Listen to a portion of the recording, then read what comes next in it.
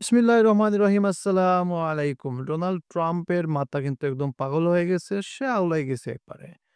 আমি আপনাদের জানিয়েছিলাম চায়না আমেরিকার বোয়িং কোম্পানির এয়ারপ্লেন ডেলিভারি ক্যানসেল করেছিল ১ দিন আগে এবং এর পূর্বে তারা রেয়ার আর্থ মিনারেল যেগুলো আছে সেগুলা এক্সপোর্ট ব্যান করে দিয়েছিল।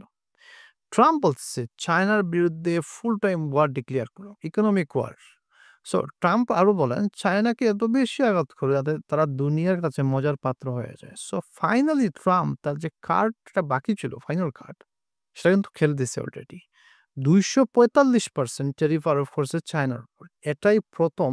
এর আগে এত বেশি ট্যারিফ আমেরিকার পক্ষ থেকে চায়নার উপর পর্যন্ত আরোপ করা হয় না ইতিহাসের মধ্যে। চায়না মাত্র ১৪৫% ৪৫% করছিল, আরোপ করছিল। ওরা ১০০% এড করে ২৪৫% করে দিচ্ছে। বাহ! কিয়া বাত হ্যায়! একটা কথা বলতে ইচ্ছা করতেছে, what a war! Trump ২৫০% tariff আরোপ করার মাধ্যমে বাকি দেশগুলোকে কিন্তু পাঠানোর চেষ্টা করতেছে যে, "ভাই লোক, দেখো আমরা চায়না ছেড়ে কথা বলতেছি না। তোমরা সতর্ক হয়ে যাও। আদারওয়াইজ তোমাদের কি একই অবস্থা হবে। সো ভালোয় আমার সাথে ডিল করো। যে শর্তগুলো মেনে নাও, নিয়ে ডিল কমপ্লিট করো।" সে আরো বলে, "তোমরা চায়নার মতো সারভাইভ করতে পারবে না। বাঁচতে পারবে না।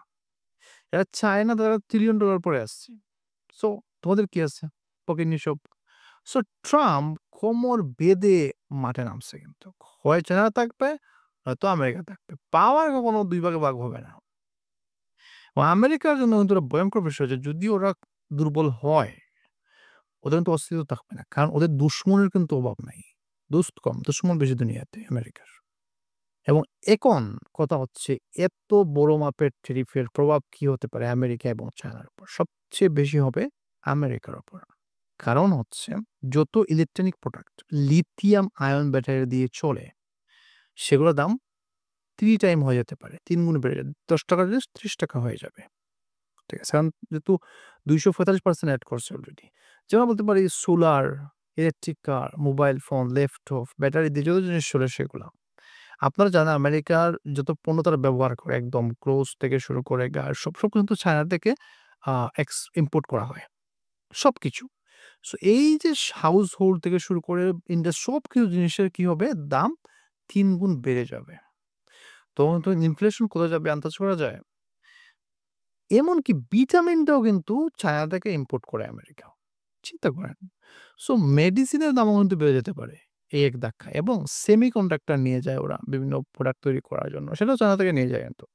যে শুধু ড্রোন তৈরি করে এগুলোর পার্টসও পর্যন্ত চায়না থেকে যায় এক্সাক্টলি। সো আমরা বলতে পারি আসলে সুই থেকে শুরু করে যত জিনিস লাগে সবের উপর কিন্তু প্রভাব পড়বে এই ট্যারিফের। তবে ট্রাম্প এই ওয়ার কিন্তু বেশিদিন নিয়ে ডিলে করবে না। কারণ তার উদ্দেশ্য চায়নার সাথে ডিল করা। এই ওয়ারকে চালিয়ে নিয়ে যাওয়া নয়। কারণ তার লোভ জিতেছে জানে ভালো করে। তার জনগণ তরির রাস্তায় নেমে গেছে। সো তার অবস্থা খারাপ হয়ে যাবে যদি সে কন্টিনিউ করে। চায়নাও কিন্তু মাঠে একদম কোমর বেঁধে নামছে যে, "ভাই আমরা দেখে ছাড়বো তবে। আমরা কিন্তু জিতবো। তুই আমাদের সাথে পারবি না।" ঠিক আছে? সো দেখা যাক কোথাকার পানি কোথায় গিয়ে ঘোরায়। আজ পর্যন্ত আসসালামু আলাইকুম।